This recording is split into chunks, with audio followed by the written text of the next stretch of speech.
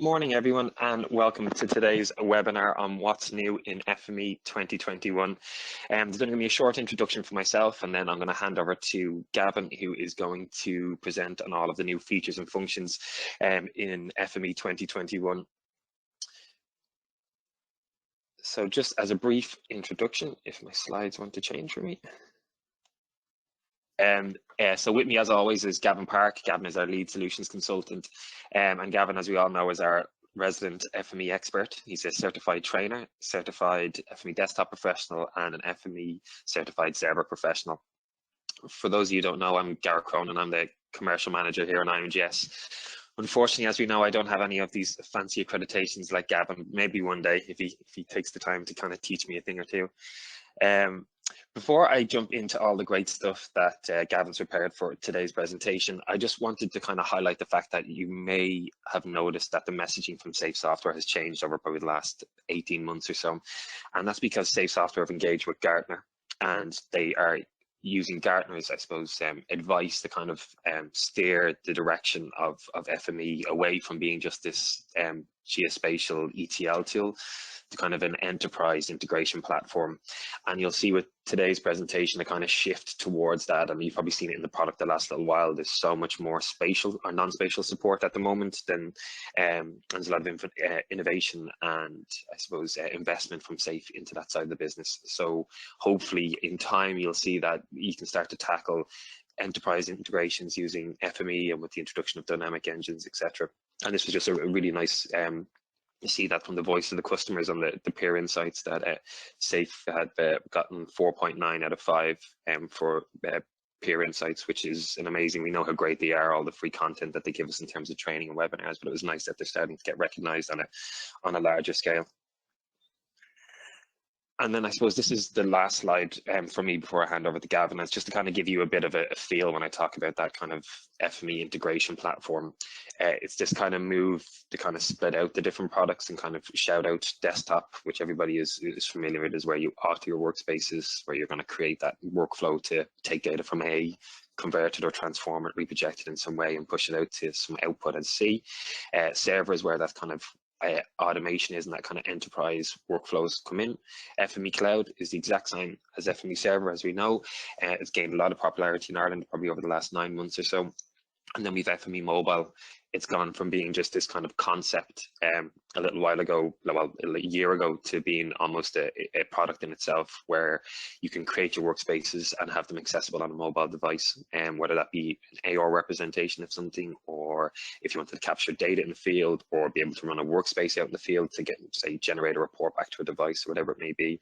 Again, you're going to see that incorporated into the platform a lot more moving forward. So I'm going to hand over to Gavin, and Gavin is going to walk us through the updates in FME 2021. And thanks again for tuning in today. Cool, thank you. I think as Garrett's been saying, there is a lot more integration across the products now, and I think this is probably the big change with FME from certainly over the last couple of years. They've been shifting this way. You know, very much would have been doing this in the past. It would have been, this is everything that's come through on FME Desktop that's new. This is everything that's coming through on FME Server that's new. Now a lot of it is much more blended. Server is really becoming a lot more of that central focus. You know, it's very much more of an enterprise product that they're pitching, that everything connect to. Now Workbench is still fundamental to that. It's still what drives everything. You know, it's not going anywhere anytime soon. It's still that core really of the FME platform, but Server's just really opening up the way that we can do things with FME now. And as we go through, we'll see that there's much more that we can do on the FME Server platform than we could have done really sort of 5 years ago. It's really stuff that we could have always done right the way back to when FME Server was first created, so about sort of 2007, 2008. A lot of what we're going to talk about is stuff you could do then, but it was really quite tricky to do, and it wasn't the most sort of intuitive thing. A lot of it now is very, very simple to do. It's very, very easy. It's much more streamlined capability. You know, it's a lot easier to plug it in, and I think that's really becoming from the fact that, you know, more and more people are trying to use FME at the enterprise. You know, it's not just sat in the corner somewhere running scheduled jobs, which, you know, has been really where FME Server sat probably for the last few years. You know, people are increasing now, starting to do more stuff with it. But, you know, traditionally it was just that thing that sat in the corner, ran scheduled jobs. nobody really worried too much about. You see if you can spot the little lizard in the background there as well.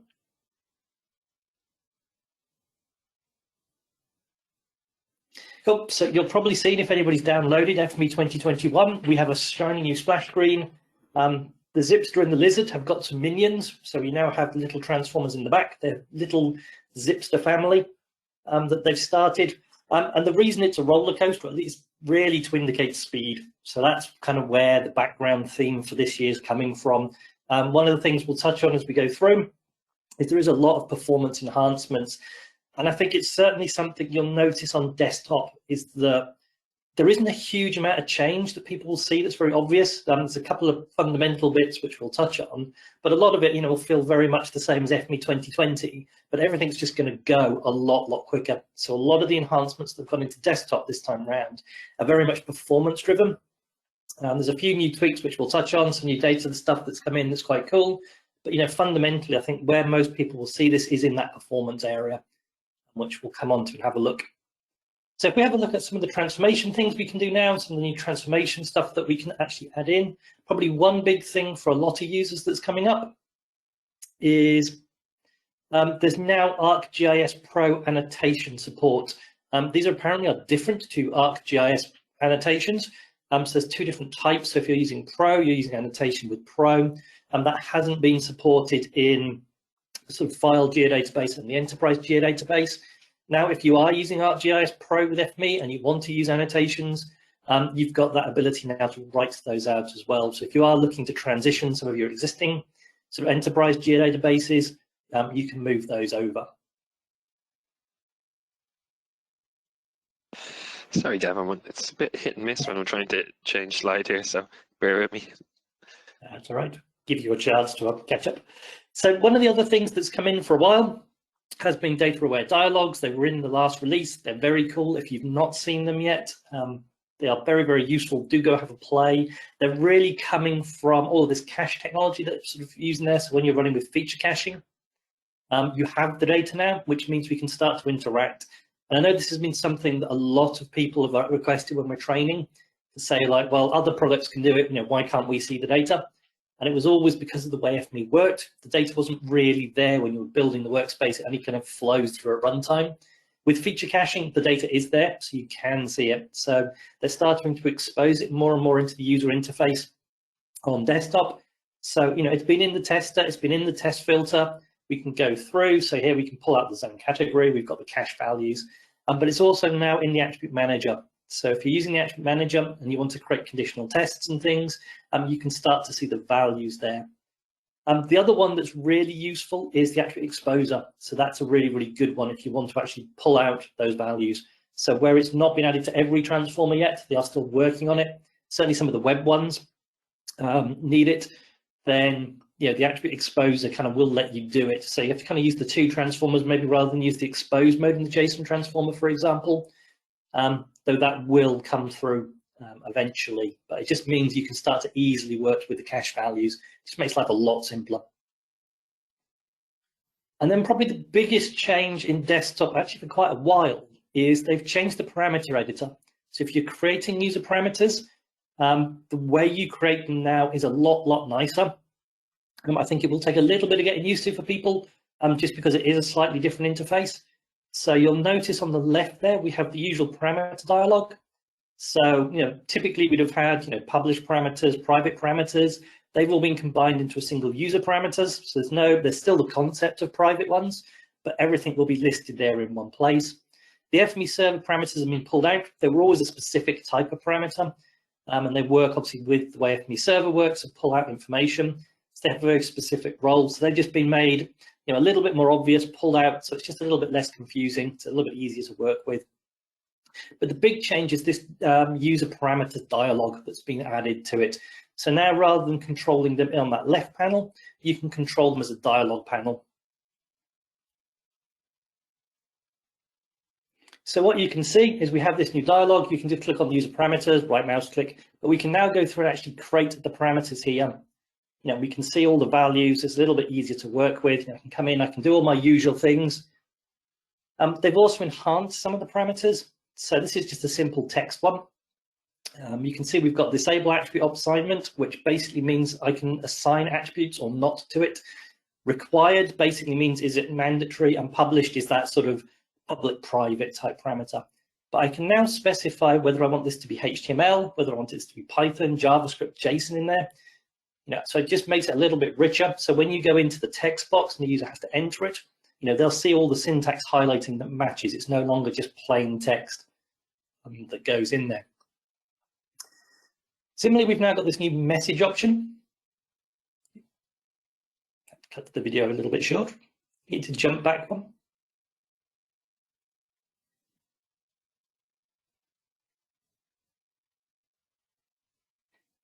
As I say, there should be a little message option that you can put in that basically says this is a little message for the user. So when you're actually filling the parameters in, you can put some context and things around that.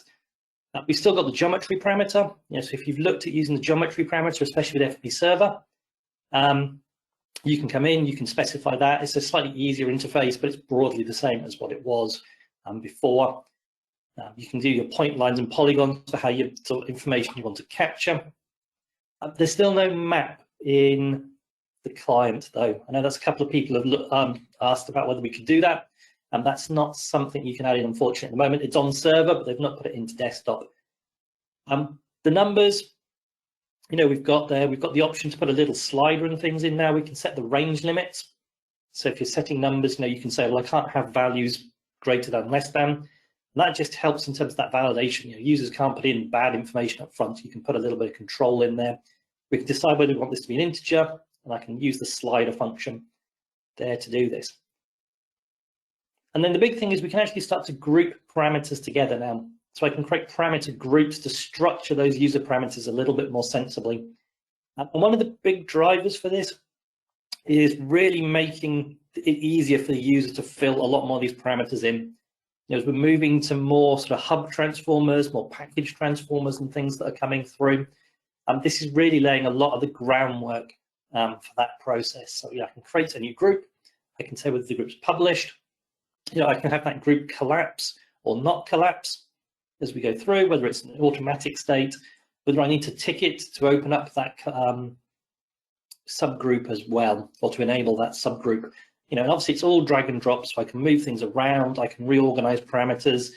So, it's a little bit easier when the user's coming in to see, which parameter needs to be filled in, where they're grouped for, as well as you go through. And this is probably the biggest change to parameters since they were introduced, to be honest. So this is a huge thing for them.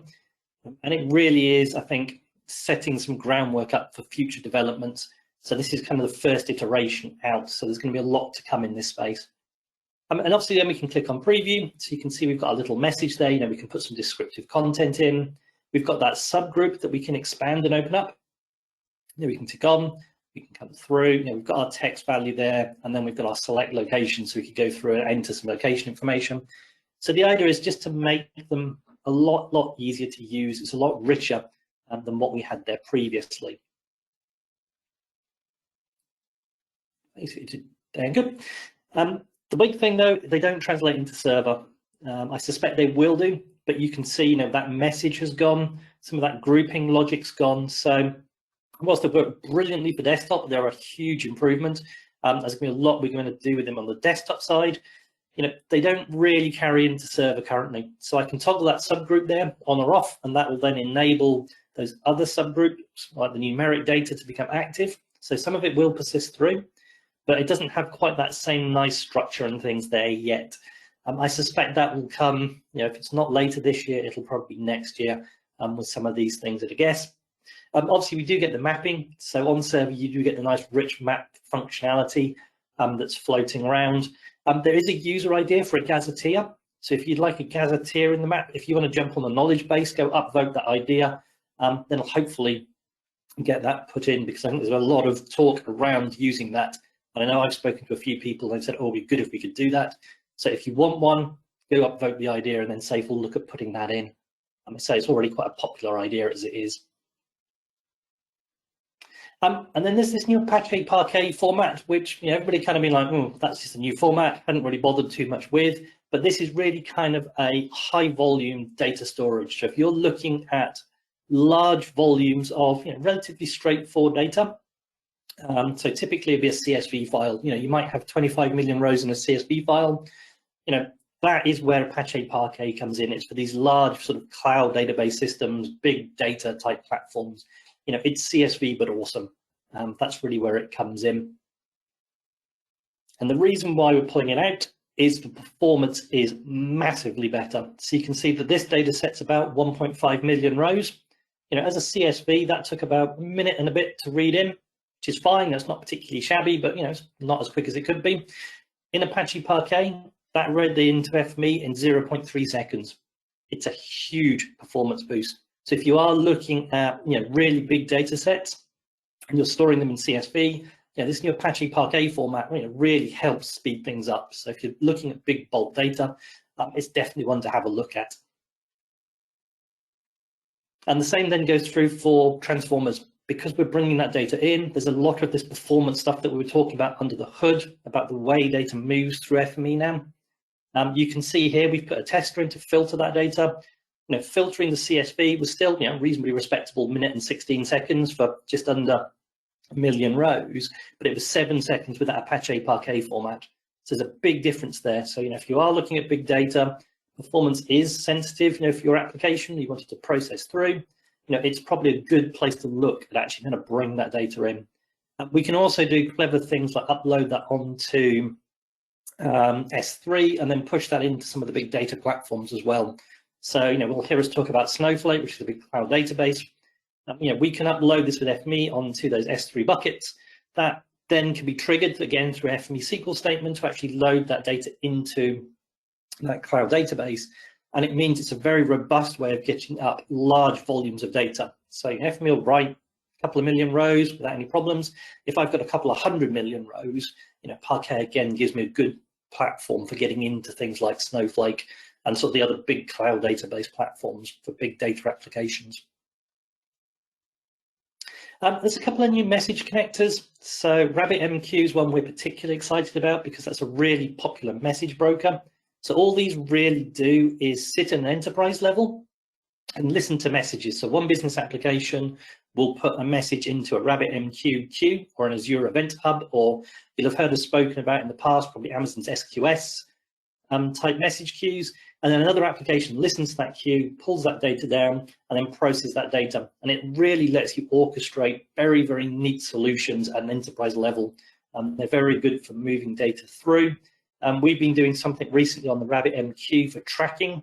You can track hundreds of particular assets or thousands of assets, and their location gets pushed into a RabbitMQ queue, and we just pull those messages down, process them, and work with them as part of these things. So they are quite useful. They're reasonably niche, but we'll come back to why they're useful a little bit later on. So they're just expanding the ecosystem, and they're probably the big popular ones that FME didn't support previously.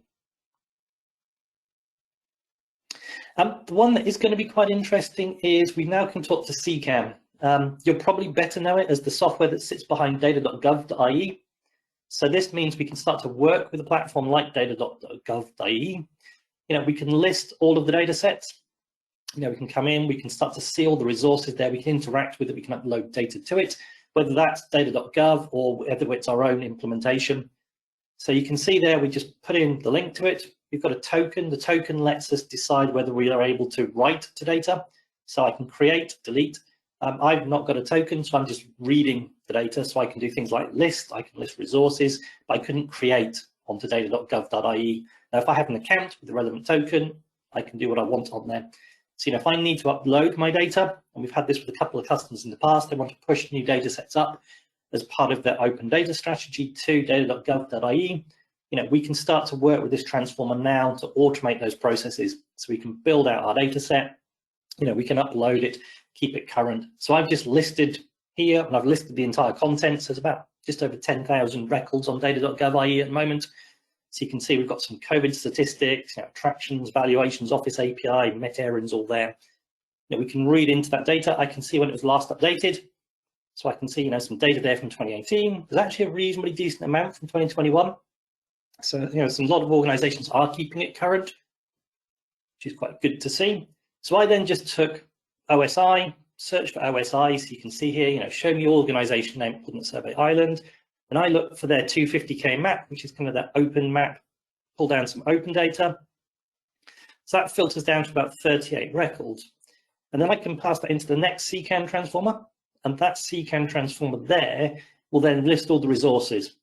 So I can say, well, I know I've got these layers, I know they're current, but what resources do I have? So you can see we've got the typical REST API from Esri. There's GeoJSON, there's shapefiles and things there. So I look for just the REST APIs. I thought I can just talk to that REST API directly. There's some weird duplication going on, some odd data things there, but I can basically pass that into the feature reader and I can read all of that data down. So I can talk to CCAN, discover the data, discover the organization I want, discover the services I want, and then push it through. So it's that sort of classic discover, find, bind that everybody got really excited about years ago. So it's a really easy way to start to work with their APIs and easily move data up and down. So, I'd say probably you can use it to discover data. It's probably not going to be its primary source. I think where people will find this really useful is in that ability to be able to maintain their data records, to be able to easily publish to platforms like data.gov.ie. CCAN's quite a popular open source portals tool, so it's used for obviously data.gov.ie. It's used for the UK version. There's a couple of European ones as well. So it tends to be sort of big public sector bodies will use it. There are a couple of other technologies. Sorry? I was just saying that I think it's actually the world #1. The US government uses it as well. It's most of the states in the US use it. It's absolutely massive. I obviously, Gavin, I heard you speak about that, but I didn't realize how easy it was. Like myself and Gavin, I'd say in the last, maybe 6 to 8 weeks, I probably met with about 3 or 4 different customers just to talk about open data. Obviously, this big drive by the end of the year, just with a bit of Inspire, but then open data policies in Ireland as well. So again, it just, I suppose, not that there's no excuses. I understand everybody's so busy, but again, how easy FME can make it to be able to kind of pull that data in from different departments, anonymize it or validate it in some way, and then push it up. That was a very, very good demonstration, Gavin. Yeah, no, and it's very, very simple, because it's data.gov.ie has obviously the concept of the metadata, but also the resources. So it means we can start to push those resources up, or the resource links and things up there, as well as we've seen with the OSI examples, where to pull things down. So there's a lot of flexibility that, I looked at this 12, 18 months ago to do it all through the APIs. The workspace was 10 times larger than this, just to do the updates. It was quite complicated. It wasn't particularly difficult, but there was lots of steps and hoops you had to build. You had to know the API, so it just took a little bit of time to go through. This one transformer, grab a token, job done, publish it. It's very, very, very simple. I just wanted to mention SharePoint. I think a few people will probably have seen this already, so I don't really want to go too much over it. But for those people who didn't, it's a new package transformer. So if you only looked at the previous 2020 release, I think this one came out around about Christmas time. So it's an easy one to miss with some of these new package connectors coming through. They're basically transformers that you can download into an existing copy of FME. So this isn't specific to 2021. If you have FME 2020 or FME 2019, you can also pull down this new connector as well. It's one of the advantages of using this new package system, which is also partly why that new parameter windows come through as well. And it basically means that we can now interact with SharePoint. So in this case, we're creating a Word document and uploading that onto SharePoint. We could create a PowerPoint presentation, upload it onto SharePoint and things. So I think increasingly, as people are working more remotely, and I think going forward, that's probably going to be more popular now than it has been in the past. SharePoint offers a really good way of doing that. We've linked it with Teams, so we can send a Teams message. It just says, I've got my SharePoint folder here. I can jump to it. I can see that file now on SharePoint. I can open up that Word document, but those links could equally go through just a straight email, or even if you just want to upload it, you haven't even got to tell anybody it's there. You can just publish the latest data into that single source. I know, much as I'm not a huge fan of Microsoft, it's been really, really powerful for us as an organization. Everybody's distributed all over the place. It's a nice central source. It's very easy to start to pull information and data down from there. So a lot of these connector transformers, whether it's the SharePoint one, there's a OneDrive one, there's also things like Google, Dropbox transformers there as well. Make some of these workflows very, very flexible now for going to publish data up where people can easily get it without having to worry about VPNs and all that sort of drama. that sits behind it. So say it's not new for 2021, but it was new this year, and it will run back to 2019. So as long as you're on 2019 or later, you can access that one straight away.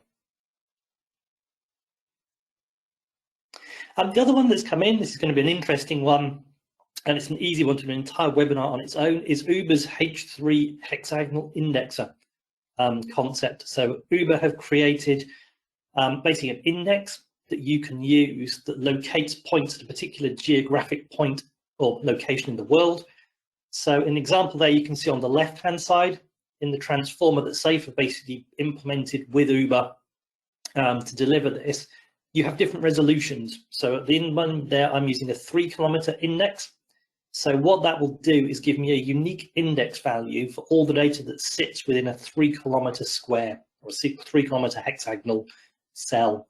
And I can choose different levels, so I can go up and I can come down to ridiculously accurate levels. So it means I can locate my data or data points with a very, very good index, and it lets me quickly cluster my data as well, which I think this is where it's really useful for an FME point of view. So I took, nearly 1 million rows there, popped them through, so then aggregated that data. So I then ended up doing some quick stats because I know where all of the indexes are for each one of those 800,000 rows. The statistic calculator basically counts up the number of unique indexes I've got for each point, so it gives me a total count, essentially for that 3 kilometer. And then I've also got the ability with the hexagonal transformer to pull back the hexagonal polygon that represents that location at that particular scale, put those two values together, and you can start to do those little heat map type things, or not heat maps, rather sort of a, I can't remember the right technical term for them, choropleth map now, I think. So you can see where obviously we've got low values and high values there. So that's the center, it's coming through red. Obviously we've got a lot of points at that location that have been aggregated up. But it's just a really, really efficient way of clustering data and then being able to actually represent that data. So hexagonal maps seem to have become quite trendy in the last 18 months or 12 to 18 months. So you can now start to build these out with FME. But the other thing I think is, whilst the maps, the ones that everybody's going to go, ooh, pretty, the actual index value, it's going to be an interesting way of actually starting to assign an index that you can efficiently query and use with these different kind of resolutions as well. So, it's not so much of an issue when you've got small data sets, but as you start to get big data, which is why Uber have been using it, because obviously they're collecting ridiculous amounts of information, being able to start to aggregate that data up into different resolutions is going to be really interesting. I think quite a powerful option going forwards. As we said, FME's faster. Your mileage will vary. SAFE will pull these numbers out because they're the good numbers. They're not always going to be quite as quick as this, depending on your use case, but you will see FME is a lot faster now than it has been in the past, certainly with these transformers. There's always a conversation around when you upgrade, about whether you upgrade the transformers. Some of these performance improvements you will get naturally just by upgrading to 2021. So you can take an existing workspace and it will be faster. Some will require you to go through and probably upgrade some of the transformers to pick up some of the benefits of them. And again, it's always a little bit of a case-by-case basis, but if you are looking at performance and you want a workspace to be quicker, it's probably worth sitting down now with 2021 and going back over and upgrading some of these transformers to pick up some of these benefits. Things like the shortest pathfinder, it's a 30 times increase. That's a big increase in terms of performance. The spatial filter, if you're doing a lot of spatial filtering, that's up to 100 times faster. That's definitely one that, if you are concerned about performance or you'd like your workspace to be faster, it's worth taking a bit of a look at, because you are going to get a big increase from that one. I think the statistics calculator's had a lot of work in the last couple of releases, so that's a lot faster, and that's a common one people use. But the spatial filter is probably the other big one that a lot of people will have in their workspaces, that you will get a big performance gain this time round, I think, with.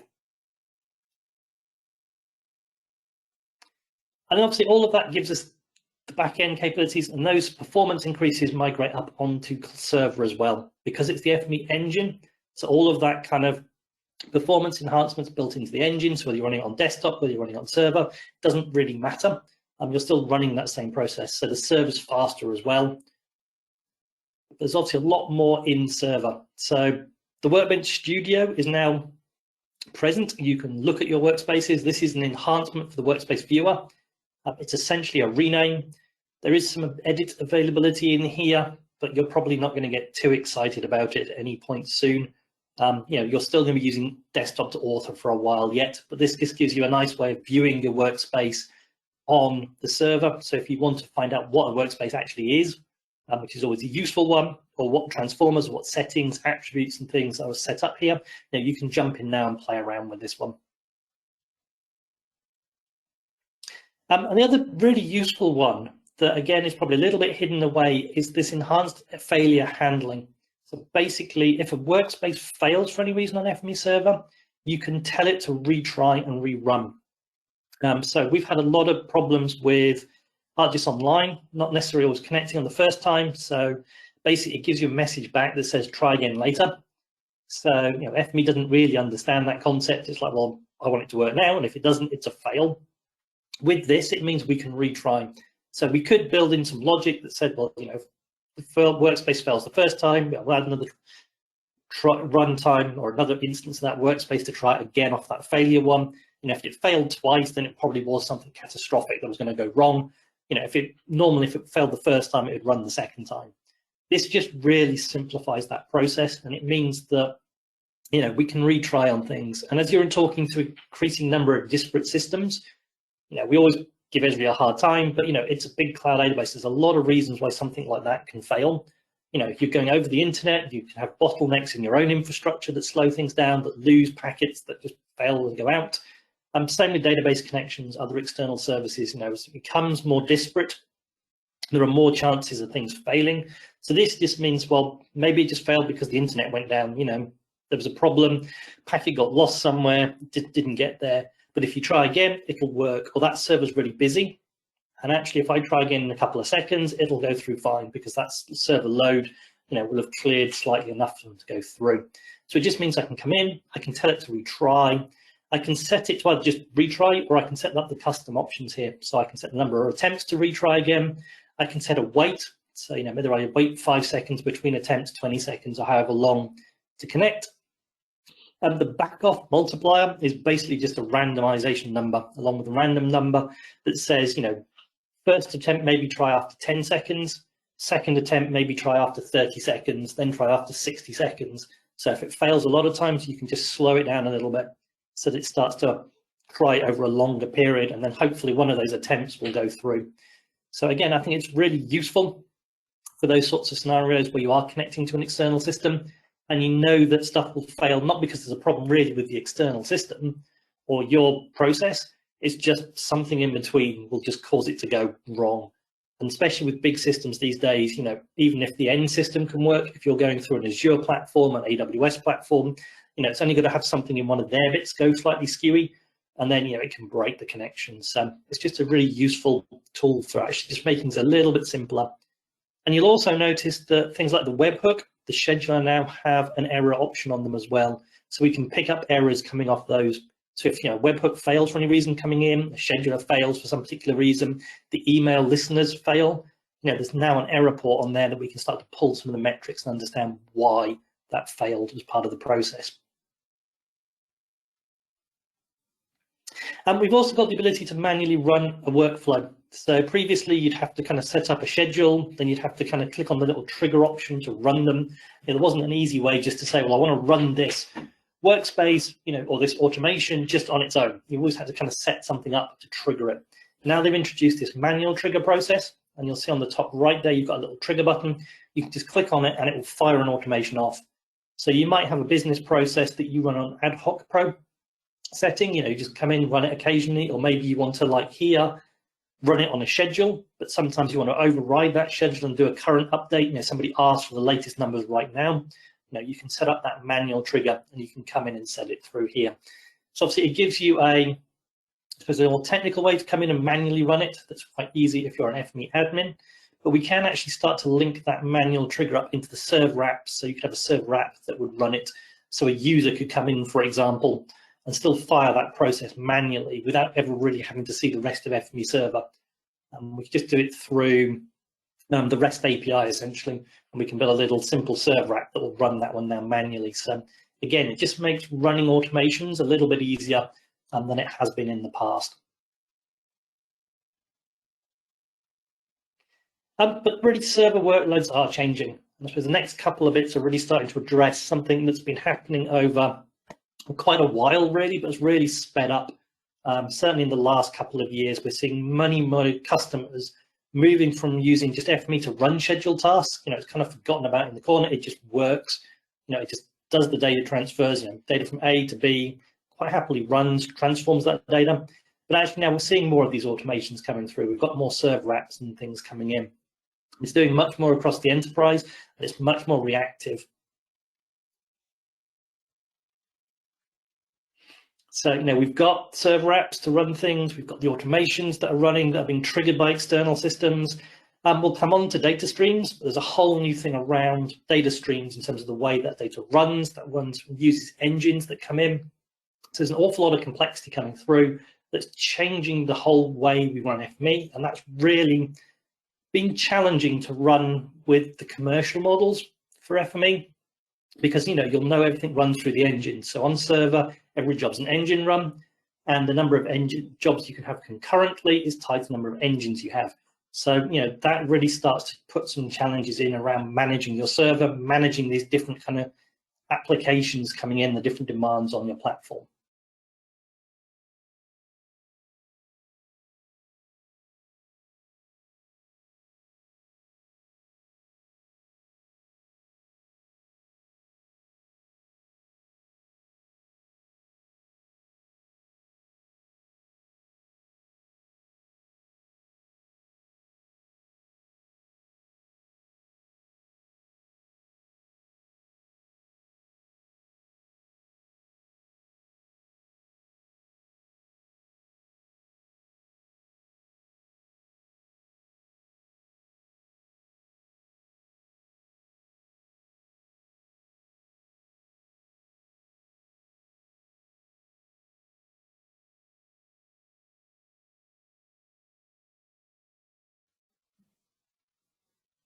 So 2021 is bringing a whole host of new capabilities to support these changing deployments.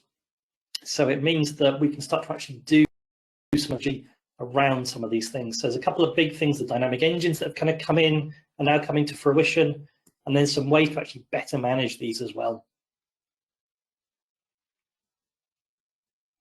So the one thing you'll notice coming in for 2021, in the job queue, you'll start to see the CPU load time on there. There's CPU time it's taken, and there's peak memory usage. You can start to see which jobs running on your server are actually generating a lot of CPU load, a lot of CPU time. And again, even if you have traditional engines, this is starting to give you some metrics around which workspaces are using a lot of system resource, so you can actually start to work out where to put those engines as well. Do you need to scale the VM the platform sits on? Do you actually need to move engines off onto a different virtual machine, for example, to start to spread load to manage that CPU memory load? You'll also see we've got those little orange triangles, and that's starting to indicate where we've had log problems coming through. So we've got issues there within the log, so it's an easy one to go, actually, I might want to go and have a look at that and see what those warnings are coming through. And then we've got the workspaces. So if you go to the workspace view, you'll see the same thing listed against the workspace, but you'll also see the number of times that workspace has been run. So again, you can start to see which workspaces on your server are popular and which ones haven't actually been run at all, when they were last updated. So again, that's quite useful just to get some idea of which workspaces on your server are actually being used. Quite often we'll go to customers, they'll have workspaces, and nobody's really sure where they've come from, whether they've been run at all or not, how popular they are. And this really stores some of that metric information, just makes it a little bit easier to understand. And the same thing with the automations. So you'll be able to see in the automations, you get your job statistics, as schedules as well. If you go and hit like the little sort of stacked burglary bar type icon on the very far right, you'll bring up the customized column option. So you can customize your columns, and you can expose things like the average CPU time and stuff in there as well. Same with the job menu, you can expose them through there. So if you don't see them, you just need to go to that little burger bar type icon and then you can shove them from hidden columns into display columns. So it just means you start to expose those metrics. And then there's the engine management side, which again has had a little bit of work for 2020. There's always a little bit of this here, but nobody really bothered too much with it.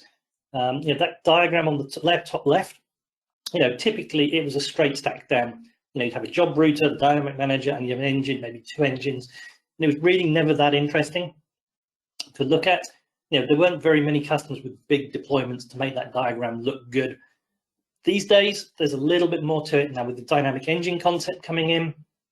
We can start to actually see a little bit more about the way the engines work, but actually the whole process for engine management's had quite a big enhancement.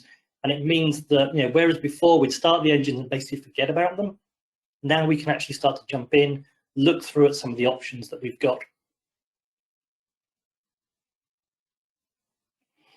And really, this has been driven a lot by dynamic engines. So if you've not come across dynamic engines at all before, they're literally engines that are charged by the hour.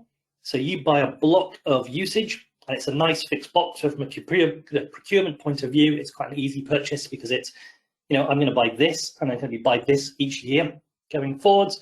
But then you can decide how you want to actually use that engine time. So rather than it being one engine, and I want to run 1 engine or 2 engines, it might be that 9 o'clock in the morning, I know everybody's going to log in, therefore I need 10 engines, but by about 10 o'clock, everybody's done that, and it can go back down to 1 engine again.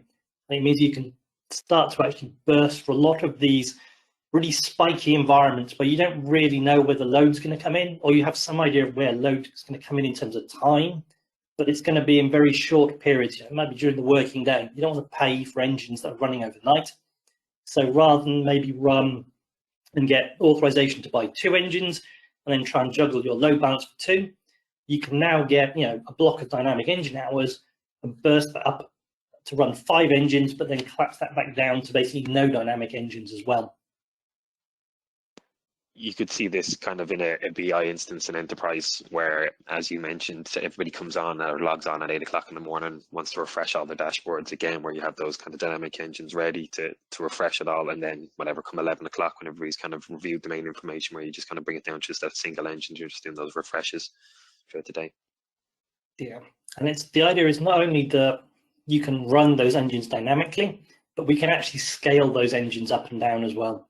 And we can do that behind the scenes. So it's that sort of auto scaling technology that you'd see in the cloud for scaling your instances. So, with Netflix, Netflix just works. They will scale their environments to actually meet demand behind the scenes, so everybody just works.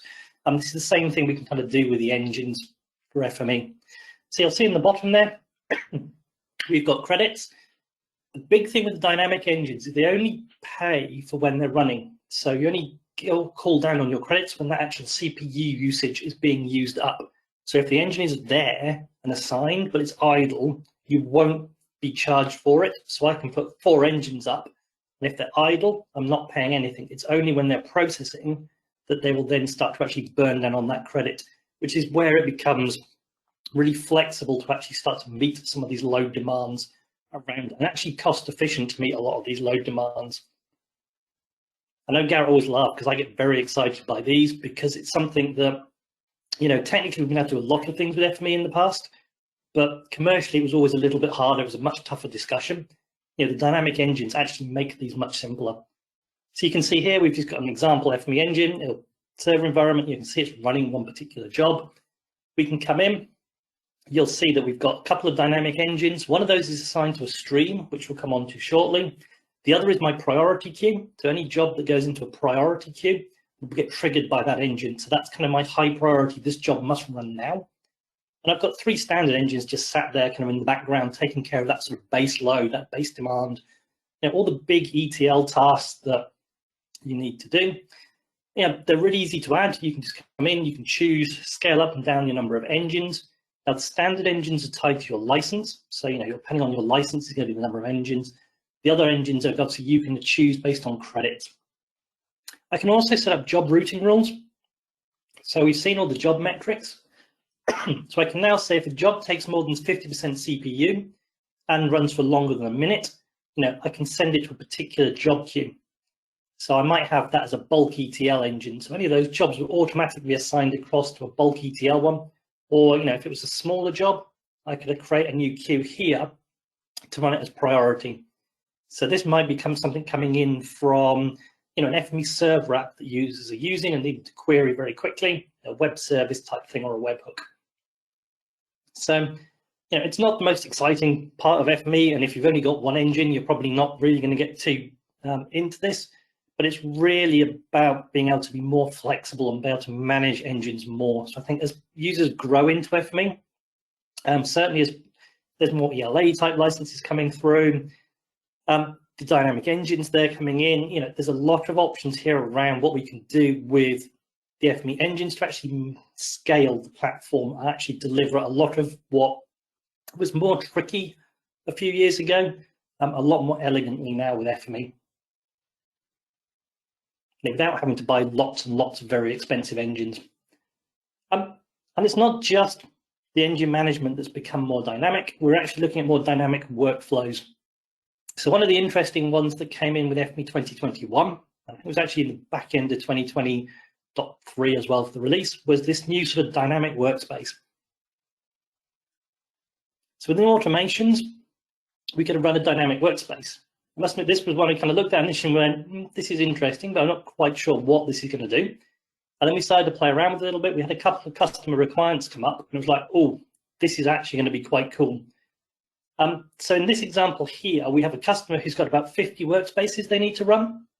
And the workspaces are all nicely contained, so they do their own thing. They're nice and modular. So previously, it would have been one huge workspace doing lots and lots of different things within it to generate their output data sets, which was fine, but it becomes very, very hard to maintain. With Server, now we can make them very, very modular, so they can actually break the workspace down into nice, focused little tasks that, whilst it was more workspaces, are much easier to maintain overall.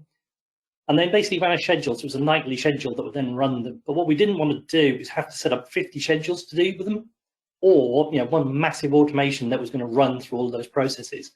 So what we could do here is have a schedule that reads the workspaces it needs to do, and then puts them into this new dynamic workspace automation action. And you can see on the right there that what you do is essentially have a repository and a workspace name that's exposed, and you can dynamically populate those. So what that samples workspace does initially is we're actually using a HTTP caller. It calls the FME REST API, looks in a particular repository, gets all of the FME workspaces that sit in that repository. So if a new workspace comes along, doesn't matter, FME just automatically picks that up. And then takes some JSON, breaks it down into some attributes, but essentially gives us the workspace name and then the repository name as two outputs into the FME Server Automations writer.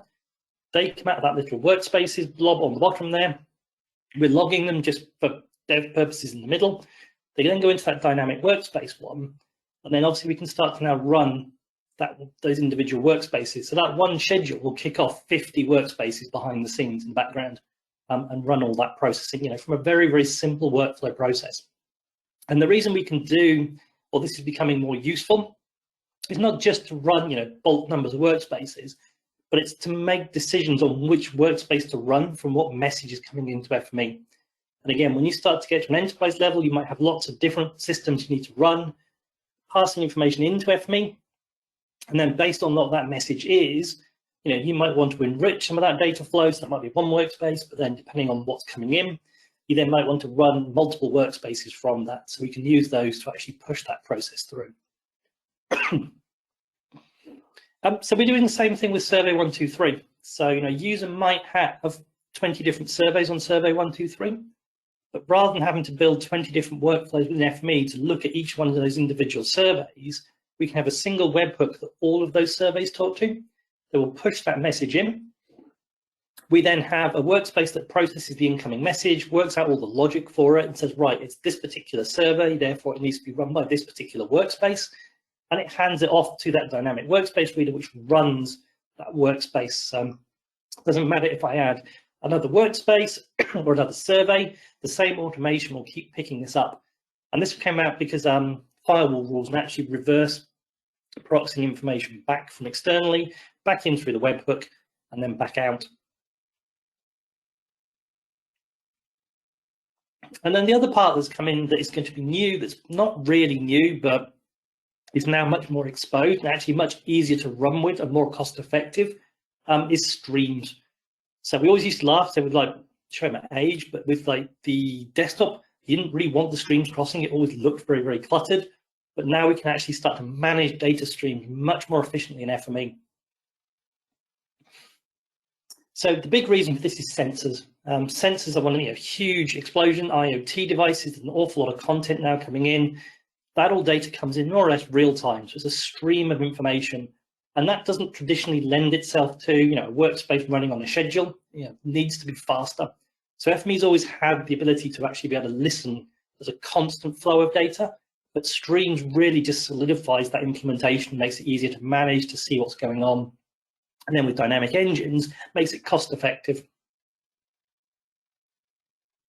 And it's not just sensors. So we always think of sensors with these things, but you can see there's business applications, airline reservation information coming in, insurance claims, telco data, IT network logs, anything that's basically high frequency data. So SCADA is always the typical one that people will look at, but there's an awful lot of other system information that's very, very fast that flows through. And you can break this down FME on time windows. So there's a new time window transformer. So if you've seen it or see it and wonder what it is, it basically lets you break down one of these raw unbounded streams into nice discrete blocks. It might be every 10 seconds, 30 seconds, a day or whatever, to actually manage that information a little bit more sensibly within the workflow. The other one obviously is tracking. Loads of people have probably heard me talk about this in the past. We stuck a GPS device on that little van on the bottom right-hand corner there. When it broke the geofence, it would then send us a text message. And we were using this kind of stream stuff. This was 7, 8 years ago. Conceptually, it's exactly the same. It's just now a lot neater to work, and it's much easier to implement this solution now than it was back then, because we've got this streams of information coming in. We're just pushing them against a buffer. That triggers the alert. That's nice and simple. But actually, the fact that we have an ease to set up in the interface, but also the dynamic engines, actually makes this cost effective to implement now. And the other one that's obviously there, we talked about is sensor buoys. So we've been looking at collecting information on sensors. So this is Dublin buoy. It floats around off the coast of Dublin, just outside of Dunleary. It's recording temperature, wave heights, and all other sorts of weird and wonderful marine information. That's generating a message. And when we were talking about those RabbitMQ, the Azure message streams, that's the sort of thing. It'd send its data up into one of those message queues, and then FME listens for it. So in this case, we're using Amazon's SQS. So it basically listens and pulls a message down every time that buoy sends a sensor update back into the system. So as it sends that sensor update, we can pull it down and then process that and then log that within our database. So it's very, very easy to build up these workflows now using these platforms. So just to give you a brief idea for that one, we've got our sensor stream, we've got this new streams option. You can see build stream. If you ever saw an FME, there was a run till cancelled option. That run till cancelled option is basically streams. It's the same idea, and it's what we were using previously with that coffee example. It's now just made much more obvious within the workflow, and it's easier to assign the jobs and engines as well now. It's always a little bit more tricky to do that. So you can see here we've assigned that dynamic engine. So that engine is now associated with this particular sensor stream. And the challenge in the past has always been that once you assigned it, you locked that engine out and it couldn't do anything else. With the dynamic engine, we're not locking up the engine. I'm only paying for the processing hours I'm using. So even though I've got an engine there sat processing it, I'm not locking out a full FME engine. I'm only going to have to pay for those times when those messages come through. So, what would have been, probably an economical solution in the past, is now very, very simple. And you can see we've got our credit hours there that we're calling down to run. So it makes these sort of stream data loads much easier to work with. And then lastly, Garrett touched on mobility. It is something SAFE are putting a lot of effort into. So there's a whole bunch of stuff coming in now. So not only on sort of the server apps that become progressive web apps, so they scale, they work really well on your mobile phone. You've got that little share, to home screen option, so you can come through. They've also got the FME AR and the FME Data Express apps. So the Data Express one, if you've not played around with it, it means you can actually start to put your server apps into FME Server or into the FME Data App Express, so that basically someone on a mobile phone can see a mobile view of that app that you can collect all the information and things from. You can start to do some data entry and actually pass this back into the system. And again, it's this sort of real-time kind of information that's being collected, which ties back into why things like that engines become useful, because you don't want these sort of jobs hanging around. So, we've got all the usual standard kind of information around choices, but we've also got things like barcode QR scanners. So we can scan a QR asset code, pick that straight up into FME. We've got the GPS location, so you can go through, pull the GPS down, and obviously we've got access to the camera. So you can start to interact with all the sensors on the mobile device, pull that information into an FME workflow, and then basically send this straight back. So again, this works well with all the automations kind of thing. So you can see our job submitted there, and it will push it through. So it's an easy way to start to actually collect data in the field to bring things through. And then there's the FME AR app. So again, this one's always started off a little bit niche, but there's a lot of stuff now coming in with this around it being geolocated and then being able to actually start to present different viewpoint information. So we can now put assets in the field and put logos and labels against assets in the field, so that if you scan around, you can get an asset ID. It's still not probably as rich as most customers would like, because you can't pull out all the information, can't interact with the information that's coming up, but you can start to see, buried pipes, for example, is the classic. If I point my FME AR app at a particular location, it will show all the buried assets and things that are there. I'll get you to jump forward a slide for us. Thank you. And what you can do is combine the two together. And I think this is where it becomes really useful, it's kind of proper business sense, is that, I can go out to a particular location, I can use the FME Server app to get that location in, pass that back, and what that will do is send that location back to FME Server, stream me back the FME AR file for that particular location, so I can see, what buried assets should be at this particular location, what are the asset IDs for this, and actually then start to visualize them. So in this case here, we're just picking up a location and then adding in an object into there. But, this is just a simple little TARDIS one, but we could put in, pipelines and stuff in here. It could be new infrastructure that's coming in, and you can start to obviously walk around and visualize this. It's still quite early days, and it's probably more of a demonstrator for what can be done at the moment. But I think where this is getting exciting is the fact that we can take all of that business information that we've got sat in our systems, turn this into these sort of objects, and actually start to put them into the real world. The other reason is that one of the new things FME 2021 supports is the new Apple AR format, or new 3D format is used within Apple AR. And I think as the mobile device vendors are putting more and more into their phones for this, we're leveraging what's going in that's being used for Pokemon Go and all these kind of train app or kids applications or games, and we can pull them through. The other thing, obviously, we've started, and we've mentioned this a few times, we do have an IMGS regional group. So if you want to actually get a little bit more involved, if you've got very regional specific questions, this is the place to ask them. We'll try and put up as much content. We've been putting up some of the relevant webinars and things that are coming through, but the idea is to get a little bit more technical content up here as well. But if you've got questions you want to ask and things, it's a great place to jump in, raise that question. Maybe it's something around how you use MapGenie, how you've used data.gov.ie, for example. Something that's probably a little bit more regionally specific. It's a good place to start to ask. So if you do want to join, go onto the Knowledge Center or the new FME community. So if you just go to safe.com, you'll be able to find the link to the community. Sign up and then just send us your username, and then we'll add you to the group. And then feel free to ask as many questions. And then the idea is that obviously not only can we answer them, but everybody else who's using FME can, because obviously there's a really good, strong community user base. within Ireland doing a lot of this stuff. So it's not just us you can ask, there's all of your peers out there as well. Brilliant. Thanks, Gavin. Your passion for FME is infectious, I have to say. And I suppose I read through the updates myself. I didn't realize there was that much in 2021, but that's brilliant. And I appreciate all the work you put in trying to kind of localize that information, make it relevant for everybody. Guys, I appreciate you hanging on. I recognize that we've kind of ran over a little bit. There's a lot of content in there. Just a quick reminder that the FME World Fair starts on the 4th of May. So this is a global world tour event. It's now the World Fair, so it's global, and you'll have hundreds of presenters from around the globe from every different vertical, from partners like ourselves in IMGS to customers in utilities, aviation, council, central government, etc. So please log in.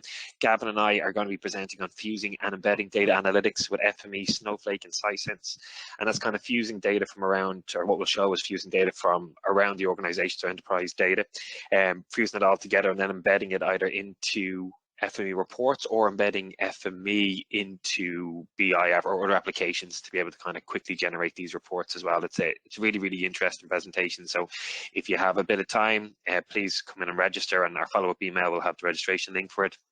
Come along and don't just look at our own, obviously look at everybody else's presentation. There's a lot of content up there. And I appreciate we're over, but if anybody wants to stay for kind of a Q&A, you're more than welcome to. And again, thanks again for everybody.